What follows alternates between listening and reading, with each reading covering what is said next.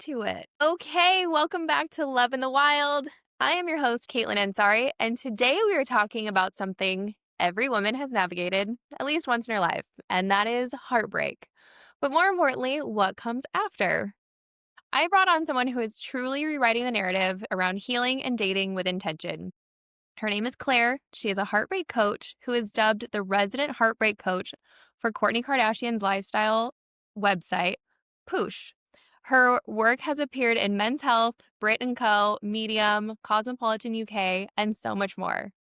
Claire helps women stop replaying the same emotional patterns and start attracting the love that actually aligns with who they're becoming to bring them the best love they've ever found. If you're ready to stop settling, stop recycling those exes, because I am guilty, and start calling in a love that feels safe, stable, and deeply connected, this episode is for you. So let's dive on in.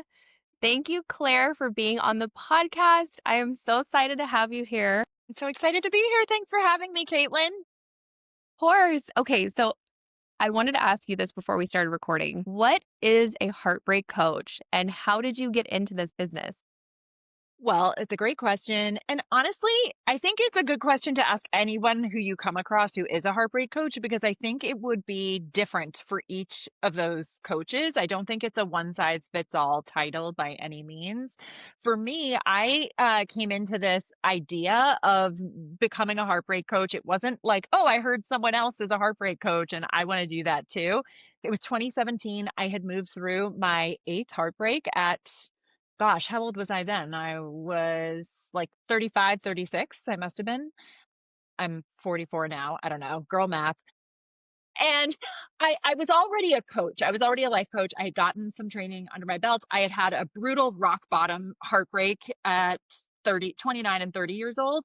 And so here I was 5, 6 years later after doing a lot of therapy, because that rock bottom heartbreak was my lowest of my low with a lying, cheating, narcissistic sociopath. And this guy who broke my heart in my mid-30s, not as terrible of a person, but still unavailable. When I reflected back, I totally painted green over red flags.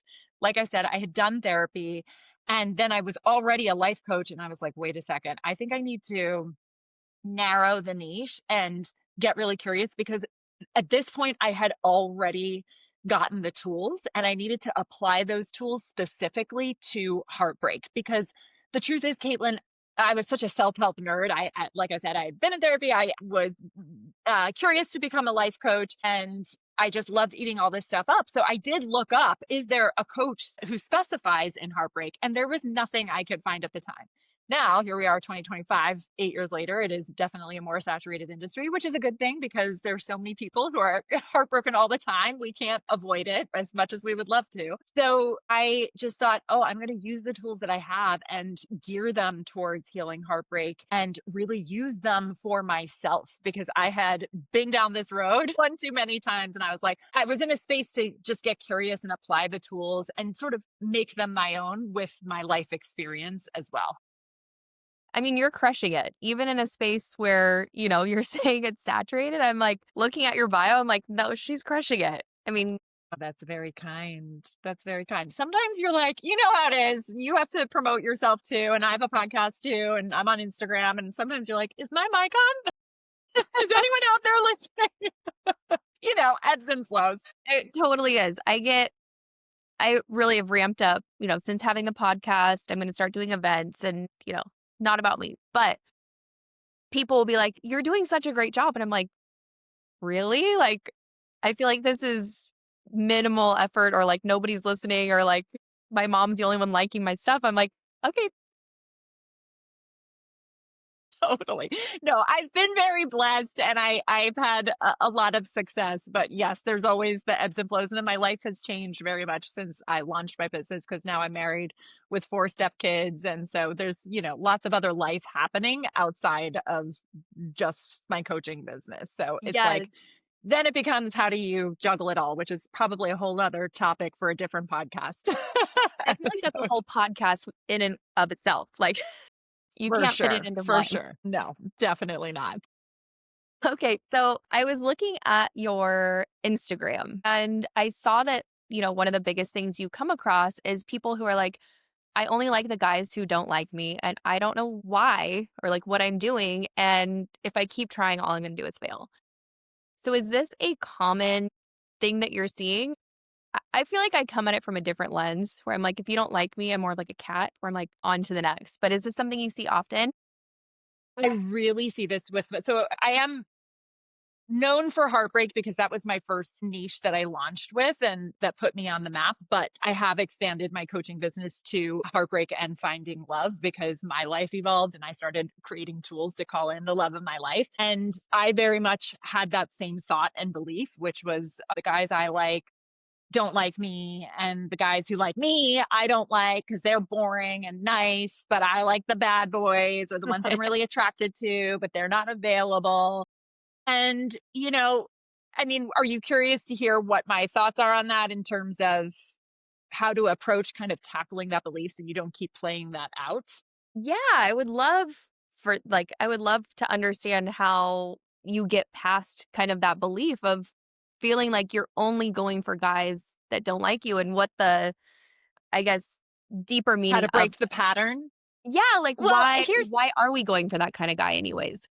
Yeah. So a big difference between, at least in my interpretation of the difference between therapy and coaching, is therapy talks about connecting the dots from childhood and why we are the way we are. And coaching focuses more on, okay, this is my belief and what do I want to do to change my belief, which sounds simpler, right? It isn't as simple as it sounds.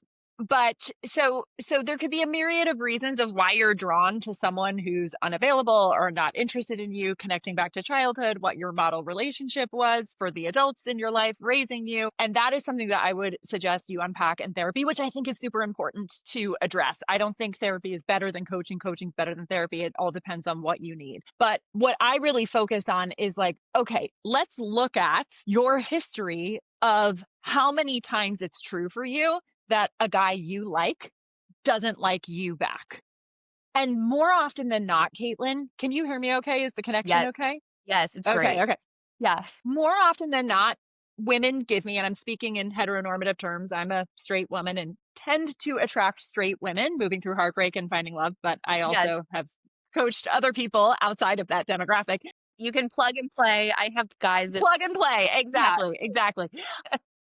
So what most people tell me is like, it happened 3 times, right? Like I've been like heartbroken 3 times, or like, it's just the number is just not that high. So that's the first thing that I always ask when I'm working on a client's belief. And I should backtrack. The reason why I want to help my clients debunk this belief is because when you believe it, you keep playing it out, you keep expecting it to happen. And then you're like, see, I'm right. I'm doomed. What's the point? Right. So that we look at, well, how many times has that actually happened to you for you to believe that it's true? And it's usually way less for you to be playing out this deep rooted story in your present day life. Okay. And then the second piece of that is, in hindsight, were those 3 people, I'm just using the arbitrary number of 3, people that you really thought was your person in hindsight? Yeah. The answer is usually no. Like, oh, like for me, I was an actor, so I got heartbroken by actors. I'm not throwing actors under the bus, but because I was in that world, that was my small world. If I was a lawyer, I would have played out the same patterns if I was in a lawyer world, right? And so I would get caught up in, oh, he gets me, and we would unpack plays together, and we'd go to movies together, and we'd read scripts together, and like we were just so cool, right? Like I was so attracted to that. I got caught up in the attraction, but I like was painting green over red flags with men who just were not available, who didn't want to settle down, who just wanted to have fun, who, when the going got tough, didn't really want to face the music with the tough stuff. And by the way, I always say, just because my heart got broken by not so great guys, my heart also got broken by decent men who just weren't my men, or we weren't a good match at the time. I had my stuff. I always say the broken parts of me attracted the broken parts of him.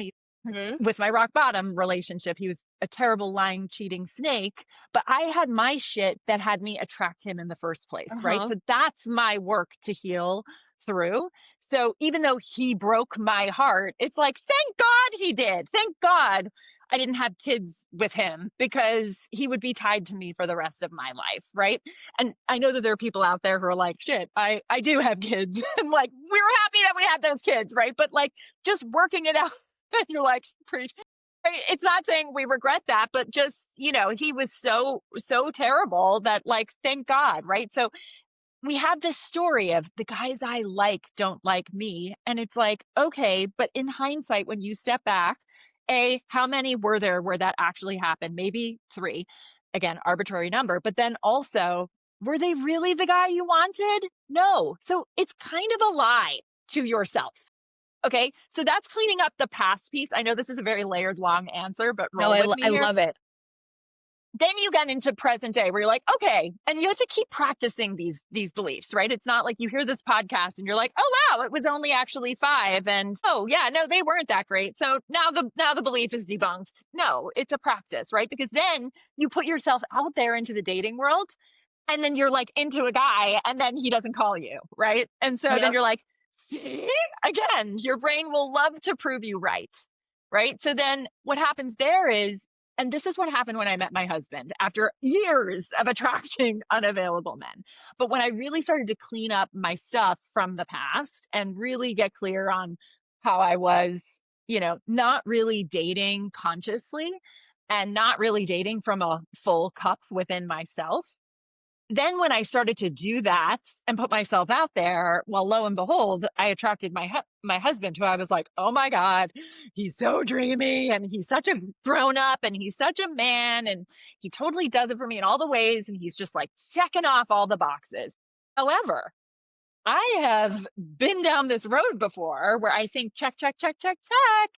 And then I'm disappointed. So what am I going to do here? I'm going to freaking take, I don't know if I'm allowed to curse here, take shit Yeah, take it. slowly.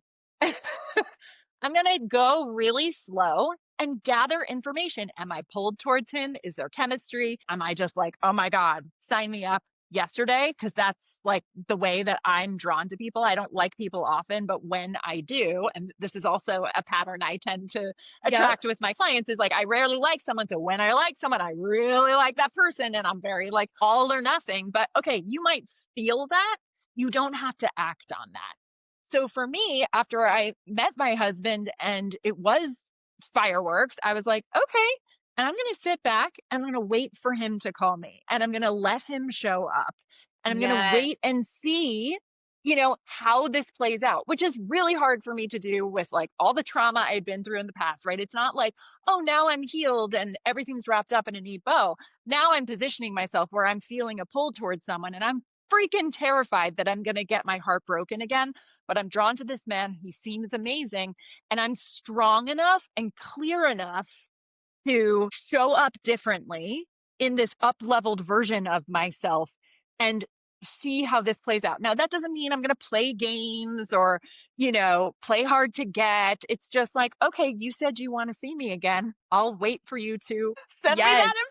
invitation. And like, I'm not waiting forever, right? So then I have steps on how to show up differently and, what are the different standards and expectations that you have from date 1 to date 2 to date 3 to date 4 to date 5, because you should be increasing your standards and Mhm. expectations. And if this person who you're drawn to, who you think you really like, and the teeny bit of information that you have about him, right? If he's dropping the ball, then thank you for showing me who you are. You're not my guy.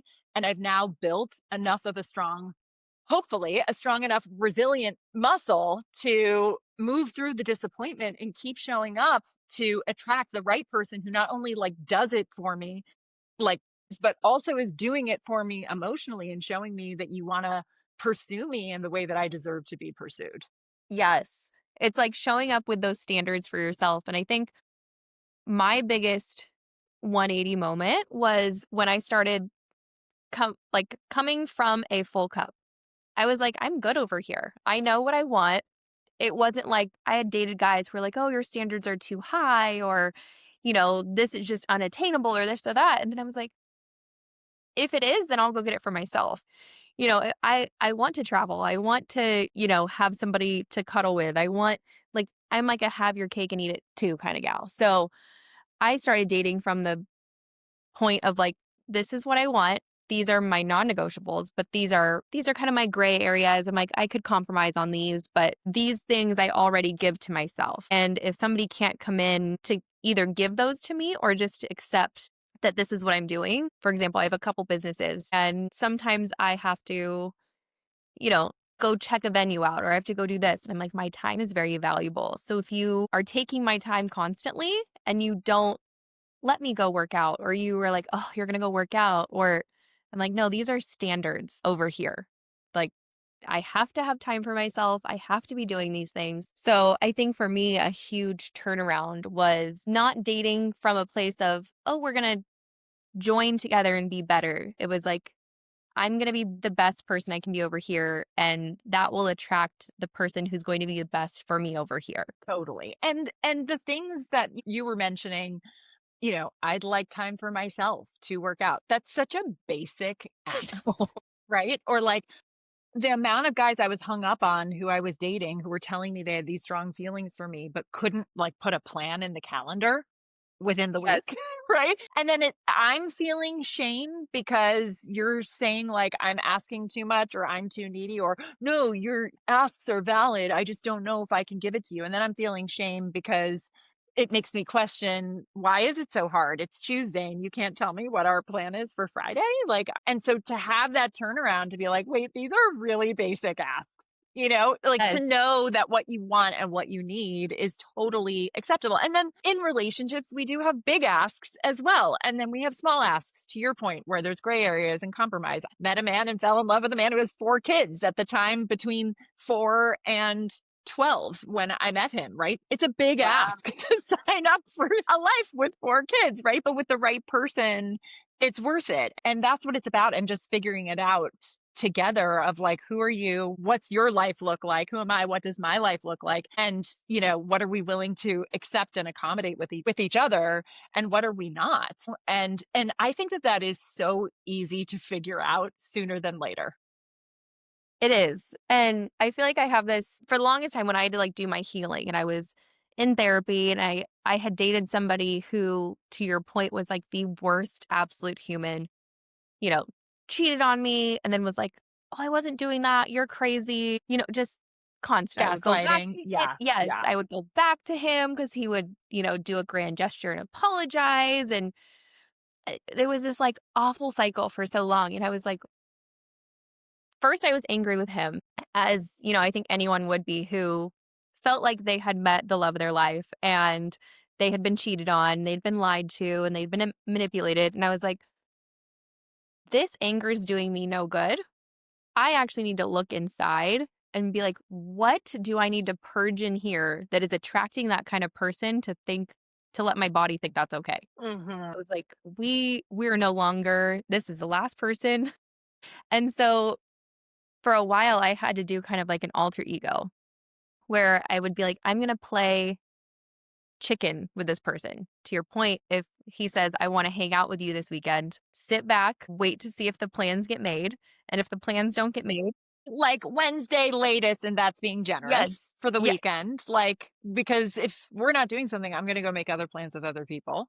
yes, Or just like stick to, sorry to cut you off there. nope, Like you're some fine. people are like, but my calendar's open. I don't have other plans. And I'm like, your other plans are you. Like, you're just Make not that plans. available. Yeah. Yes, go do a workout, go, I don't know, Yeah, paint just your not nails. available. And then Yes, and then on the flip side of that, and there's always caveats, right? Because people like, especially on social media and on podcasts, we all have these like big ideas, black and white, and it's like, this is the way it should be, and this is what it should look like. It's like, look, I remember matching with someone, and I was living in LA at the time, and it was just like, hey, I know we just matched today. Any chance you're around for a drink tonight? It was very like off the cuff. It's like, and yeah, I'm available, right? It doesn't have to be like, no, you need to do it like, it needs to look exactly like this. You can feel it out. But when someone is, using you as a last resort or like not respecting your mhm, time or isn't worried enough that someone else could snatch you up, then, boy, bye. yes, But 100%. sorry, you were saying something and I cut you off, No, Caitlin. it is totally fine. I'm hung up on, like, whose smile is bigger I'm like, it should be like a vote, like, whose smile is actually it's just so fun. No, but so to your point of that, like, being healed, obviously, I can set those parameters and I can set kind of that runway to say, I understand if you're emotionally available or not, but how do you suggest that people learn to spot emotional unavailability early on? Yeah, it's a great question. And look, it's not a mathematic formula, unfortunately, but a few signs would definitely be, is he willing to put you on his calendar at least a week in advance? And again, I say that approximately. If it's Tuesday, Wednesday, and he asks you out for Friday, that's fine. But if it's like making a habit of that, it's like, no, I want to know that you want to see me. I feel like today everybody is so busy and our lives are just so fast paced. And maybe that's just me now as a stepmom of four kids running a business and all the things. But I mean, even with my clients, it's like, we book out sessions months in advance and just lock it in. It's like, what do you prioritize? I book out my Pilates classes in like weeks in advance because I want to know that I'm prioritizing the things. We all make time for the things that we care about and need to prioritize. Now, save me that spot. I want that spot in that class, right? It's Yes. like I want that date with that person. It should be the same thing. It's just not that hard. So, respect of the time, I think is really important. And, I hear an argument to that, which is like, well, I'm not his girlfriend, so he doesn't owe me. And it's like, no, he doesn't owe you anything, but you get to have high standards and expectations for how you want to be pursued and treated. And also, maybe if he pulls some bullshit, I'm also like, if you want to give a second chance there and, or say, hey, like, I'd like to go out with you, but I need a little more time in advance. I think that's fine too. Maybe there's a breakdown in communication, whatever. I'm all about giving the benefit of the doubt in the beginning, but, fool me once, shame on you, fool me twice. Also, shame on you, not shame on me. And then another big one is like blowing you up, the opposite. Like, when can I see you? Oh my God, you're so amazing. You're so beautiful. It's like the blowing you up, the love bombing, just, so over the top without really knowing the person. That is a sign of unavailability. Ooh. Like giving you pet names in the beginning. Like, you haven't earned a pet name with me. And No, then another big one I think the pet is name might be a way to just hide cheating. You're like, I'm not going to call you by your interesting. name. I'm going to call you by a generic pet name. Ooh, that's an interesting one. Yeah. I think that the calling by the name is making a girl feel like she's Special. special, and it's like such a lazy way to make the girl, but he called me babe. Like, ooh, he called me babe, but like there's no date on the calendar. I remember You know that what I mean? mindset. It's like, he called me babe.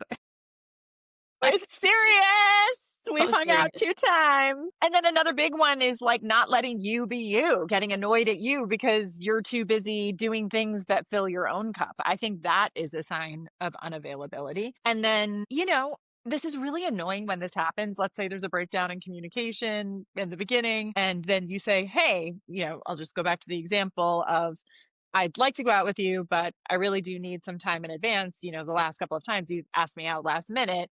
And if he can't receive that, and again, use whatever gender pronoun applies to you, if he can't receive that, it's like, whoa, like, this is too much. Like, you're difficult. It's like, all right, we're out. Yeah. My favorite of the last guy who broke my heart, who ultimately inspired me to become a heartbreak coach, had told me that he broke up with every single woman he's ever been with. And I was like, oh my God, he's being honest. Don't you look back on it and you're like, oh my gosh, who was I and why did I like think that was I admirable? know, but listen, the thing is, and I don't mean listen like condescendingly. Sorry, I felt like I'm like, listen, Caitlin. I mean, the reason why we do that, to go back to the why, right? It's like, God, we want love. I do think society has imprinted on us that we should want love, and it needs, in Hollywood and the movies have romanticized like true love. But I was an actress for many years. And so the actress in me still dreamed of that Hollywood romance. And I honestly feel like I got that with my husband. But of course, it's hard at times and we have our challenges. I never preach that we're perfect by any means, but I love the way we work through the hard stuff together. Mhm. And that feeling of like, oh, we're going through something hard, but no one's bouncing. No one's like, oh, I don't know if this is going to work. Right. It's like, there's that, it's not, that's like not even an option where, in my last relationship, the one where he said, "Oh, I've broken up with everyone I've ever been with." It's like when anything got hard, it was like, I don't know. I don't know. Like, can we not fight like we did last night? And I'm like, you thought last night was a fight? I'm like, did I have too much tequila? Like, that is not how I recalled our conversation at all. Mhm. If you can't have hard conversations, if you can't be on the receiving end of some constructive criticism, and by the way, I also, as like I said, actress, drama queen, like I definitely brought drama to relationships. My husband would say I still bring drama to relationships. I'm not at all saying like I was some perfect person, but being able to have uncomfortable, vulnerable conversations and seeing how that person responds. The last one, another, I could go on and on. We could literally do a whole episode on like signs of unavailability, but Love it. gosh, it just escaped my brain. Signs of unavailability. I'll just give you another example of this last ex who I was with.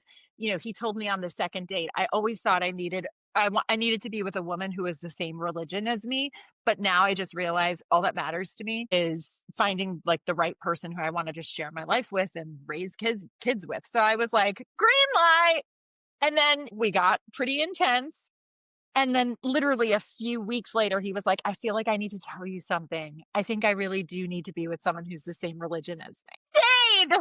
I stayed. And it's so great to laugh on the other side of it, right? But, it's just, saying one thing, but then like seeing the opposite, or then like very quickly saying the opposite. It's like, who are you? Do you know who you are? Do you know what you even want?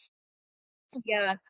Oh, I think the other one that I was gonna say, Caitlin, sorry, my ADHD brain is going all over the place, is when you ask them about their dating history, which I think everyone should know, whoever the person you're with, what they're like. My husband was in a marriage before me. He has 4 kids. Yeah. They're now shared with me, right? And of course his to the kid's mom. Gather information about what their take is on past relationships. It's Mhm. not to say like, oh, and if they did something, then that means I shouldn't be with them. I have friends and I have clients who are happily with men who have cheated before. And I have female clients who have cheated who want to be in loyal monogamous relationships. I mean, cheating is a whole other podcast episode Mhm.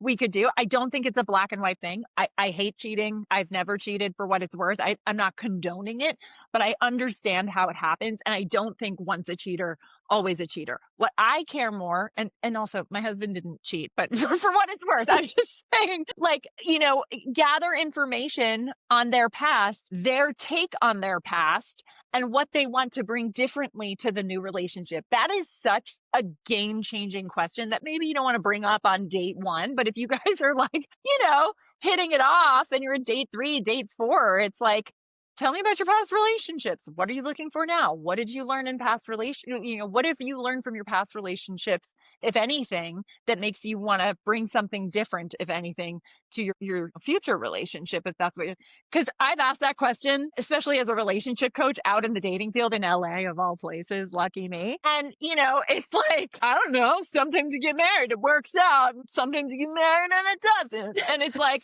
check please.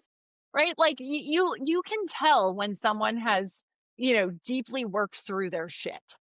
Yeah, I think I'm a little more direct when it comes to that because I have been in the dating scene and I'm straight up like, what did you contribute to the last relationship? Not did you, not what happened. I'm always like, there are 3 sides to every story. Yeah, yeah. You're telling me your ex is, she's not here to explain it. What did you contribute? And I'm like, if you don't have an answer, you're a liar and we're done. Or you're unavailable and we're still done. Because I'm Yeah. like, I'll tell What is your you, part? yeah, what part did you play? Because, if someone asks me that, I will say these 5 things or these, Yes. it's probably a lot longer than 5, but Yeah. And like me, I have a flair for drama, and that I think like one of the biggest mistakes I've made in past relationships, probably could have made them on a smaller scale in this relationship. If Larry, my husband, was listening, he'd be like, yeah, no, you for sure have done that in this relationship. Work in progress, aren't we all? Is when I have been upset that like, I don't think that they're as committed or, aren't as in it or don't want to step up in the way that I need them to in a certain area or whatever. I just get so upset and like want to try to fit a square peg into a round hole instead of like, oh, I'm seeing I want this and I want to make steps towards this and you don't, and that hurts me and makes me sad, but then we should just part ways. Because I look back on past relationships, including with my narcissistic abusive ex, and it's like, yeah, no, he was terrible. And I do think his gaslighting and manipulation was, I will Mhm. 100% say, and I don't care if it sounds too victimy, I think I quote unquote lost it on him because I don't know why I'm quoting it. I did. I lost it on him many times It's the because reactive abuse. it's the reaction to it. And then it's like, whoa, you're crazy, which is the gaslighting. But I got the same thing. I do look back and there are moments where I'm like, God, I could have just walked out the door and never looked back. And look, it all unfolded the way it's supposed to for us to be here today having this conversation, right? But just self reflection is just as important as looking for the right person to be the right fit for you. Yeah. And as I have gone through my dating journey, I've realized, like, it's all about collecting the data, right? And putting those dot points on the chart and being like, okay, what is it that I don't like about this person or this type of person? Or what don't I like about how I feel in this relationship? And for me, it was adopted. So I have this like chameleon type personality where I'm like, oh, I can, adjust over here. It's fine. Maybe I do like this or I like this a little bit. I don't really wanna make it my whole personality, but then 3 months down the road, I'm like, got my cowboy hat on, and I'm like, "Yeehaw." And so I really needed to take a step back and be like, "Okay, who am I? I like country music, but am I really, like, tied to it?" Country music star. Right. I'm not the next Carrie Underwood, although I would love to be. Eh, it was putting those dot points on there and being like, "What." And it turned out that it wasn't that I needed someone who was successful or made a lot of money. It was like I needed someone who was an entrepreneur that always wanted to grow. You know, I could handle the lows, I could handle the highs, but I needed someone who understood that. I needed someone who had compassion, who was supportive of my dreams. Like it was more personality traits versus like check marks that I was like, Hmm. this is a great person for me. Yeah. The list. Yes, I never do the list. Like, Yeah. especially when you get 6 months into a relationship, they're like, "Well, what can I be doing?" I'm like, "I don't have a list for you. I'm not Hmm. gonna, because then you're just gonna check them off and then we're gonna move on." Yeah. But, Totally. knowing that you found love after heartbreak, and heartbreak, I think for both of us was like that catalyst that made us both heal, really reflect. We talked about the self-worth and the healing and doing all the reflection. How can it be like, once you get to that point, how can heartbreak actually be a gateway for finding better love in the future? Like, does it set you up to just be a better version and you know what to look for? Speak for myself, and this is what I say in my course, How to Stop Wanting Him Back. Shameless self plug over here. One of the first things that I say in the opening video is if you've been heartbroken, you are one of the lucky ones. It's the worst, most excruciating, best lesson, worst, most excruciating, best lesson of your life. Because if you haven't been heartbroken or you haven't gone through something really, really heavy and hard that doesn't force you into some kind of onto some kind of healing journey, you're just really living a very, what's the word I'm looking for? You're just coasting through life and it's a little bit boring. And I will say, the pain was so bad for me, Caitlin, especially in the rock bottom relationship, that I had to get help. Like I needed to get on a healing journey because I couldn't live with that kind of pain that just, and I had a old dear friend of mine say, before she got her heart broken, she said, I used to look at your stuff and be like, I support her, but I don't really get it. And then I got heartbroken and I was like, whoa, she's speaking my language. And then she like bought my course and was like, oh my God, this is what I need, right? It's like you wouldn't get on a healing path and journey. I don't think people would be curious to discover themselves if everything was just fine and dandy all the time. And look, props to the people who found love in high school and the guy does it for them till they're 95. I think I'm that's like, rare these days. What's that? I'm like those assholes. Those assholes.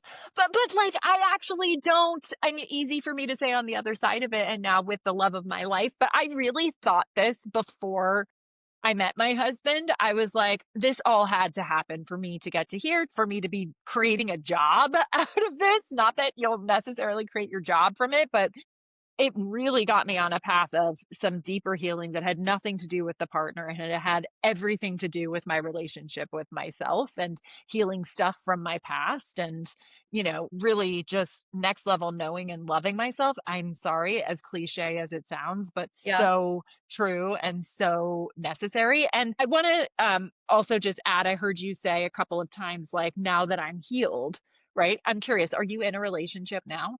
I am, and it's going very well. I didn't know what you were gonna say. You said that very slow. You're like, "I am." And it's going very Well, we've well. we've had a few little I mean, it's the holidays, right? So we've Yeah. had a couple of those moments, and they've been those moments where it's like, "Are we is this it? Like, is this the moment where we kind of reveal, like, that this isn't going to work out?" Not so much because of the fight, but because of, like, the way that things happen. Yeah.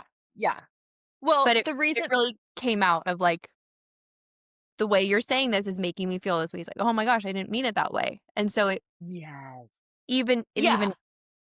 So there's beautiful and thanks for telling me. I don't know if you were trying to keep that as private information, and I'm just like, "Caitlin, tell us your personal life." But No, I talk about him on the podcast. okay. Prior to him, my entire dating life was on the internet, which was the catalyst of this whole podcast.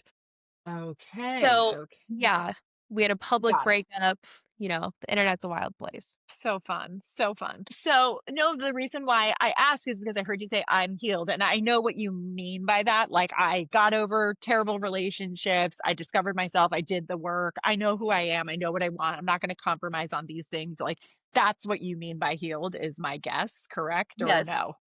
it Okay. is. Like, it means I'm now out of, like, the hole of a relationship Yes. breakup where I'm, like, Yes.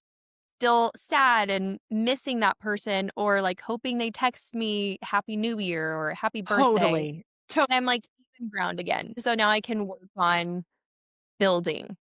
Yes. And you are still a wounded human in the world like all of us. Would you agree or disagree? I That's the would. point I'm trying to make is like, Larry still sees my wounds. I still have my triggers. Like, I don't think he's a narcissistic sociopath. I don't project that shit onto him, but like, I have stuff and I'm a highly sensitive person and I'm about to go.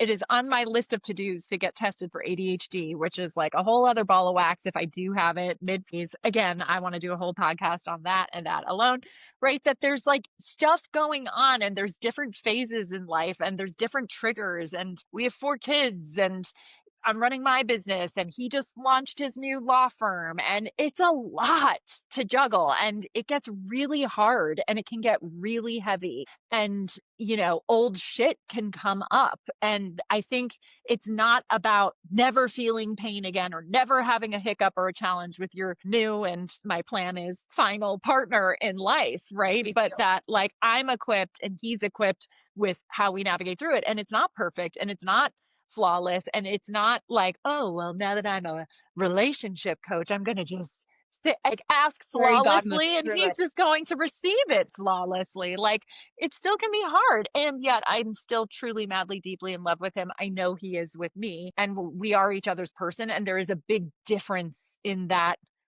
in this relationship compared to any I've been in the past. And so I always want to just call that out because I was just talking to a dear friend who got married, quote unquote, later in life in her 40s, like I did.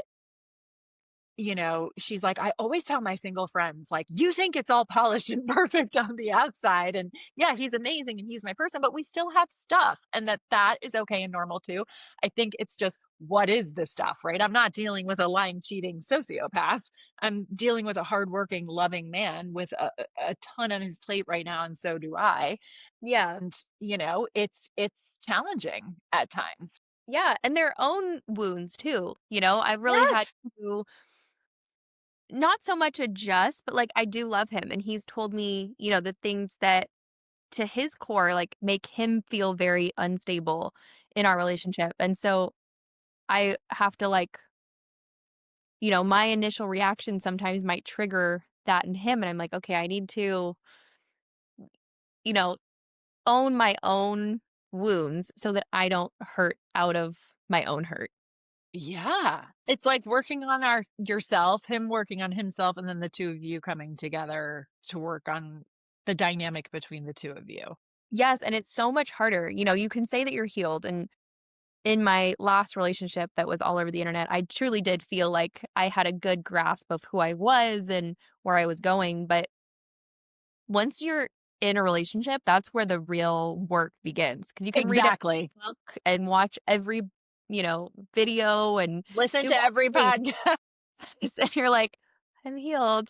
But then you get in a relationship where someone triggers you, and, for us, it was the other night, and I was just like I felt it all boiling up, and I was like, "Okay, this is the moment. You Yeah. gotta put those Yeah. things into place. You gotta speak your piece. You have to be understanding. You have to apologize. You have to, Yeah, and it's you not have to all take gonna your be own. perfectly packaged and executed in, like, some evolved way. No, Like, with as much work, and I think there really needs to be space and grace to just be like, sometimes, right? If it's happening all the time, then that becomes a problem, but, right. I can honestly say my husband has seen me at my lowest, my ugliest. I don't mean physically, but he's also seen me at my ugliest I was physically. like, I ugly cry. Like, I don't have a cute cry. It's, Kim Kardashian. Like, Yeah, no, same girl, same. anytime I cry, it's just, oh. But just seeing all sides, all colors, and, Yeah. And I tell people, not being a relationship coach or but being someone who had been married yeah, and, having past experience under her belt is like, you have to show these men, insert your pronouns, whatever, yeah, show them, all the things, all the sides, because you don't want to. For me, I was like a exactly. perfectionist, and it was like, I'm not going to show someone my sad side. I'm not going to show them my Yeah, vulnerabilities. And then, yeah, or your you know, needy side. it was resentful because we didn't have a deeper relationship. And I was like, Yeah, that's yeah, on me. yeah, exactly, and not to shame or blame, but to be like, "Okay, I see why he's surprised, and now all of a sudden I have needs," and he's like, "What?" Literally, that was like my whole relationship trajectory for the longest time. Cause they'd be Yeah, like, well, why do yeah, you need to go work out now? I'm like, well, I did before, but I stuffed it down because I was trying to prioritizing you, yeah, yeah. And so I'm like, I could see how you think that that is now weird that I want to all of a sudden go start doing Pilates again. but it's important. To your point, my boyfriend has 2 kids, and I've actually had the same mental shift of because I have 2 kids, he has 2 kids. And I started seeing that where I started losing all of my spare time. Not intentionally, and not that he was capitalizing on all of it, but there's just kid shit all the time. Then you add All the time. more of them, and then there's more kid shit. And then he has holiday parties and I have holiday parties. And I'm like, okay, we have no extra time. So to your point, I made a conscious effort last week to start scheduling and putting it in my calendar. And if it's on my calendar, I'm unavailable. Yes, girl. I'm doing this. Yes. I'm doing this. I have to do this. Yeah, This is for me. yes, yes. And, this is something we live by. I love that. I'm Yeah, so curious to see where this relationship takes off. I'm invested. I know. Okay, but I do have one more question that I've just been Please. dying to kind of maybe gain some clarity on. Why do some breakups hurt more or last longer? And why do we reminisce over some? I mean, for example, I was dating somebody about a year ago. He randomly called me on the phone, was like, "I can't do this." We joked around a lot. I was like, "Are you joking?" It was so out of the blue. And I kind of nervous laughed. He's like, "No, I'm serious. I just can't do this." Didn't give me a reason. Still watches all my Instagram stories. And I'm like, I don't care. I truly am look back on it. I have no heart pains towards him. But then there are other exes who, are from longer. And, I'm like, I've seen you out and it's like a shock to the system, or it's like, Some relationships take longer to heal from, I suppose. Why is that? Yeah, I mean, I really think it's hard to say, right? Because all relationships are unique in their own right and there's different levels and layers. I think like, do you mind if I'm your worst guest ever? No, you're not. You're the best. This is so much fun. I'm like, we have I am having a lot of fun. What I will say is I think it's easier for me to answer the question where like I talk about this. I had a big response to this on a post that I did on Instagram where many divorced women, they don't come to me about their husband. They come to me about the person that they fall in love with after their husband. And there's usually heartbreak there it's majority of the time. a straight What's demon. that? It's a demon. Demon, right. So Yeah. so but the and then they're like, I don't understand. I was with my husband for 15 years and like that's, like I was ready for it to be done. But then this person came into my life and I was with him for 3 months and now he's left the building and I am like on the floor in pieces. And why am Yeah. I hung up on the person for 3 months versus like the man I started my whole life with? Yeah. Is that what you kind of like? That's more specific, but because That's it's hard. totally what I mean.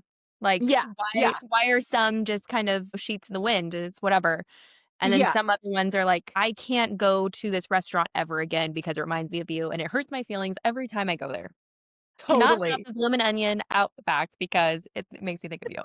Totally. What I will say is usually the ones that we are easily over, it was probably dead in the water for a long time, hence like the longer term Mm, relationships like a marriage. And then when the short term ones come and go and you're like "Ugh," on the floor, there's a need that they met within you and it's usually chemical. Right. Where like they do it for you in the bedroom and it's this like intoxicating feeling. And I'm sorry, I'm gonna say your vagina has, like, been starving for that for so long, you thought it was dead or you thought, like, "I don't even have a sex drive anymore," and then this yep, person, like, lights you up in such a way, but then, unfortunately, they're not really looking for the emotional commitment that you're hoping that they will give you, and it gets very confused for you biochemically yes, because you're like, "He's giving me this feeling, and I feel like a woman again, and I feel alive again," and then now you're leaving me and you're not gonna meet my emotional needs, which, like, really is just as important, yep, if not. yeah, because you need all of it. I mean, you know, Yeah. to And whatever what I will capacity, say personal to level, your but to your point of like, and now I could never go to this restaurant again. It's so funny because I've had many a heartbreak in my 44 years, almost 45. What I will say is I really can now listen to any song that like reminds me of an ex and just be like, I freaking love this song still. Like, yeah, you yeah, know? And, I used to, when I would go back to New York City where my rock bottom heartbreak all unfolded, and then I moved to LA. And when I would come back to visit, I was just like, I just had all the senses triggering my body, just the yeah, smells and like all the different blocks that I walked, especially as an actress, all the different auditions. It was like, oh my God, it was so overwhelming. And I do think when you do this work, you can like listen to those songs again. You don't have to like leave Target when they're playing a song. Like, I gotta drop my stuff and like, leave because they're playing this song. Like, it does get better, and you can still like I saw Bridesmaids with my rock bottom ex, to which he lied about that to someone else about who he was going to the movie with. I mean, lies upon lies all the time. But Bridesmaids is still to this day one of my absolute favorite movies. I quote it all the time. I'm obsessed with the movie. Like, you can definitely, I know you were saying it kind of tongue in cheek, but yeah. I do think people say, like, I'll never be able to listen to this band again. And it's like, yes, you will. He ruined it for me. No, he didn't. You're ruining it for yourself. Yes. Okay, I know that we're at time, and so I want to use this time to, one, thank you, but I want all of my listeners to know where they can find you. I want you to be on, like, speed dial for them when they go through this Aw. heartbreak, because had I known about you when I was going through my rock bottom heartbreak, I would have been your, like, number 1 client. Well, Sad for me, but yay for you because here you I know. are. Thank you so much, Caitlin. I've had so much fun chatting with you too. So truly, thank you so much for having me. I can be found. My maiden name is Claire Byrne, Byrne, but my married name is Conlan, Conlan. Claire the Heartbreak Coach.com is where you can find information to work with me. You can follow me on Instagram at Claire the Heartbreak Coach. And weirdly, TikTok, it's Claire Heartbreak Coach, not Claire the Heartbreak Coach. But I have a one-on-one offer actually that's coming out for the new year. It's a 1 year all-in offer. And I have a course called How to Stop Wanting Him Back and another course called The Find Him Formula. And these are like jam-packed courses. Like the How to Stop Wanting Him Back course is 47 videos. Like it's no joke. It's not some half-ass like heal your heart in 5 videos. No, it's like the real deal, step by step, physical, mental, emotional. Let's break it all down. Because you got to do the work. Like You you will got to not do the work. heal if You you don't can't do the talk work. about it. And like, yeah, like for those of you listening to this episode, hi, nice to meet you. She, she's the best. Listening is great and listening to these episodes and reading books, but unless you're really implementing and putting pen to paper, and then people say to me like, oh, well, I journal. And look, I've been journaling since I was 9 years old, and my favorite fourth grade teacher like instilled the love of writing in me. But there's a difference between getting all your thoughts out on paper and actively learning how to shift those thoughts, which is what I teach Mm, in my course, in the shifting of the beliefs, going back to our earlier topic about the guys I like don't like me, right? Like, let's really break this down and put a new belief into practice. I love that. And so, one more question. I'm like obsessed with this episode Me too. because it's going to air before the new year. What is one thing, if, women can just go into 2026 with one thing about healing, heartbreak, finding love, what would it be? So I feel like I'm going to have to do one for heartbreak and one for finding love because even though they're Good. connected, they are separate. So for healing heartbreak, oh, there's so many ones, but I think the first one that comes to mind, which I wish that someone had told me at the time, and I was a yoga teacher who was like all about, breathe and be and find stillness and come into your body. But I feel like I compartmentalize that. Your grief is real and you should not poo poo it.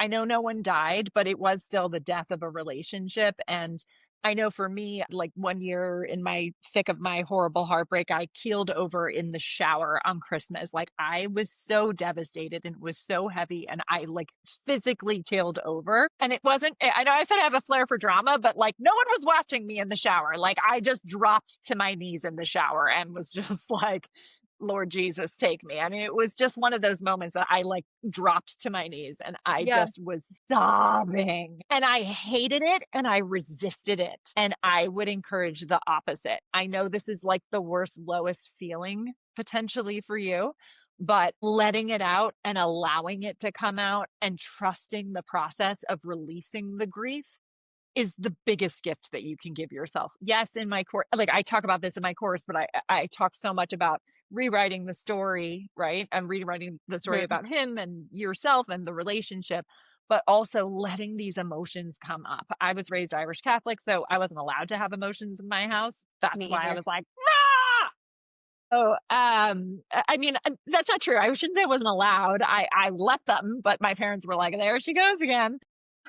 So it was not encouraged, and love my parents. They did the best they could, but with the information that they had, but it's so important. And then, sorry, my answers are so long, Caitlin. The second question, so then that would be my tip for heartbreak for the new year. Yes. And then for finding love, ooh, this is a good one that no one's going to like. Ooh, tell me. I want to know. I want to know. The dating apps are your friends. Okay. Why? Guys, listen, we know the dating apps are a shit show. We know they are.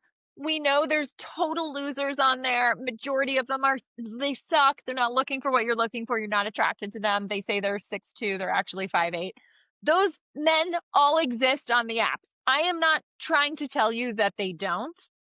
Your job, let me start with, because the dating apps are the most mainstream way people are finding love today. That's just factually true. Do I have the statistic in front of me? No, but I don't know. Should we ask ChatGPT? It definitely is the most mainstream way people are finding love today. It's how I met my husband. and I met him on Bumble, but that doesn't mean you shouldn't try Hinge, right? Like, I'm not here to say I Bumble's met better than blah, blah, blah. You met on Hinge? Okay, yeah. so hello. So you're living proof as well. We know it's a shit show, but also if you think you're so great and amazing, chances are there's one, two, dare I say, five or 10 really great and amazing dudes on there as well. And, most people again are living very busy lives. If you are intentionally, and I teach this in my Find Him Formula course. By the way, if you buy the How to Stop Wanting Him Back course, there's an offer to get the Find Him Formula course, 50% off. So just so you I guys wanna look know at that. even though I'm dating and perfectly happy. Like, the Find Him formula, I'm, like, Yeah. sold. Yeah, it's Not actually really great, looking. if I say so myself. I teach you how to create an amazing profile, and I teach you how to intentionally swipe and just build a thicker skin. Who cares about the losers? Yeah, have a good laugh. Next, move on. It's no different than me as a coach. The way I find clients is through social media. Coaching is saturated right now. Instagram, TikTok, it's all saturated. Hence why I was joking. Like, sometimes I'm like, is my mic on? Right? Like, but it's still my job to show up every day and serve the people and have the right clients continue to show up. It just is. And, get over the stigma of I met him on an app. It's the most mainstream way. And at least you get to put your head on the pillow at night and say, like, I swiped for 15 minutes today. And even if I didn't swipe right once, which is obviously towards someone that you're interested in, at least you're showing up and you're in the game. And I'm not saying because it's the most mainstream way, that means your person is on the apps, but like he could be. And, better to be trying somewhere regularly and consistently with intention, not swiping, being like, see, apps suck, apps suck. It's like, this is the thing you have to remember. For me as a heartbreak coach, there could be a new heartbroken woman getting on Instagram today and my thing pops up and she becomes my client. Right. But she wasn't heartbroken yesterday. There could be a new person who got out of a relationship, and today is the day that he decides he wants to get on the app and he could potentially be your person. If I Yeah. hadn't been swiping randomly on a Monday night listening to Taylor Swift before she blew up to the Taylor Swift she is today, I was just like swiffering my apartment in Beverly Hills and I was multitasking. I was just living my best life. I was content and I was swiping at the same time. And I just matched with my husband and it was just a lovely connection. And he was passing through. We live in Santa Barbara. He was like, yeah, I'm just working in LA and I'm from Santa Barbara. And we just matched organically. But I wasn't like, oh my God, I have to swipe on Bumble. It sucks. I was just like, who knows? Right. If you Yeah. just keep it light and take advantage of how so many people are finding love, you just might find him on there too. And even if he's not on there, the energy behind consistently showing up every day to see if your person is, when it's so easy and literally at your fingertips, will will move you closer to your person, whether he's on there or you meet him somewhere else. Yes. I mean, I agree. I met mine on Hinge, and honestly, I didn't think from my past trauma, let's call it that, of Yeah. heartbreak, he was very inconsistent with responding. And, Mm. I did another podcast recently where it was like, you don't know where someone is in life. We kind of assume that we're the mirror and we're like, well, I'm available right now. Like, why isn't he able to text me right now? And you're like, well, he has a job or like he's Four traveling. kids in my Yes. case. I'd Or be like, like, where is he? Oh yeah. or like he's sounding out, babe. Like, I don't know. He can't read. Like, Yeah. whatever it is. And he was like so bad with responding. And I was like, he has to be dating other girls. He has to be a player.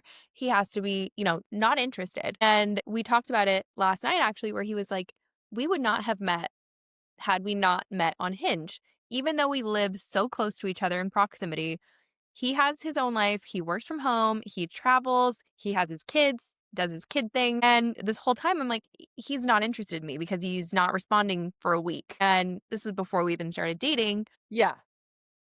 But then he started making more consistent effort. And he was like, I was just so busy. I was Yeah. like, Yeah. So that's what I mean. Like, you have to give the benefit of the doubt in the beginning. I think once you've met, we can, and that's why I say, like, and I teach this in my Find Him Formula course. It's like you get to increase your standards and expectations as time goes on. yes. Now he's like, you will not go to bed without saying goodnight to me. Like, we're going to talk Oh, no matter, the busyness has stayed the same. But now yes. priority in his life of Yes. we say the good mornings, we have like a morning check-in, we, Sweet. try to hang out as much as possible. And then at night, it's like, we're not going to bed without saying good night. Caitlin, we're all eating the popcorn wanting to see how this all plays out. I know I'm trying to keep this one off social media a little bit more. Which is also gonna mean it will work out. Yeah, my last one was all over social media. Not really either one of our faults that we had a video just go viral. And it was fun, but it was also a breakup on the internet. So now I'm like, Yeah. we're going to try one that's not so much on the Wait, internet. so do you have 2 public breakups on the internet? Just one. Or is this the same one? Okay, The same okay, one. okay. Yeah. Yeah, yeah. Yeah. That's a lot of pressure. I feel the same because, not that, like, I'm so public of a figure by any means, but just I am conscious of how much I share about Larry and I because obviously I use my personal story Yes. to say, like, this is how I called love in, and this is what I worked through, and this is my great relationship, but also picking and choosing what I keep close to the vest as well. Like, obviously, we got married last year, and it was just like, and like all the Yeah. footage and falling in love and all of that, but just not wanting to put too much pressure on it because I'm like, look, I have no intention for us to ever end. But also, like, if it ends, I'm like, I feel like I would owe the public That, like reality TV stars. Like when the Bachelor stars break up, I'm like, guys, I need to understand what happened yeah. here because I was very invested. Yes. And that's what it was. Like, I just kind of stopped posting him, and people were like, Yeah. "Where's so and so? Where's so and so?" And I'm like, I don't want to tell you, but I felt like I had to. And then we had a very loving breakup where Good. we wanted different things. And so I'm like, I'm not going to talk bad about him ever, you Yeah, know. yeah, yeah. And Yeah. one thing I will never do on this podcast is past relationships. They all get lumped into one ex. Yes, You're going to know yes, if it's my ex-husband or if it's, the Home Depot man or if it's it's just, they're all totally.